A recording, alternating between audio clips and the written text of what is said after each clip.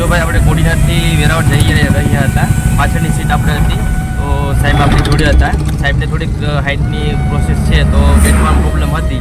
આપણે આપણી સીટ એને આપી, કેમ કે તમને જો કોઈ બી જગ્યાએ જતા હોય તો આપણે શરીર મજબૂત હોય, કમ્પ્લીટ હોય, અને આપણે બેસી શકતા હોય તો કોઈની પ્રોબ્લેમ હોય તો એવું નહીં કે આપણી સીટ છતાં આપણે બેઠવાનું, એને જગ્યા આપી તો એને પણ સારું લાગે. એટલે કોઈ પણ જગ્યાએ આ વસ્તુ કરી શકો છો તમે બધા.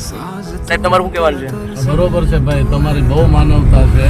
તમે જે અમને, હું પાછળ બેઠો તો મારું માથું ઉપરની છતમાં પટકાતું હતું, તમે મને આગળ બેસાડીને કીધું કે આગળ વી આવો, તમને તકલીફ થતી હોય તો તમારી સીટ મને આપી દીધી.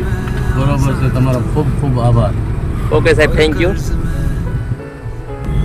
તો ભાઈ બારોબાર જતા હોય તો તમે આ વસ્તુ કરી શકો, જેથી ઇકો જે લોકો હોય કે એ લોકોને બી પેસેન્જર લેવામાં કોઈ પ્રોબ્લેમ ન પડે. કેમ કે અમુક લોકો પોતાની સીટ ન મૂકે ને બીજા લોકોને બેઠવા ન દે, તો એનાથી અમુક કે બૈરે લોકો હોય છે, લેડીઝ લોકો હોય છે, તો પેસેન્જરમાં પણ થોડો પ્રોબ્લેમ થતો હોય છે.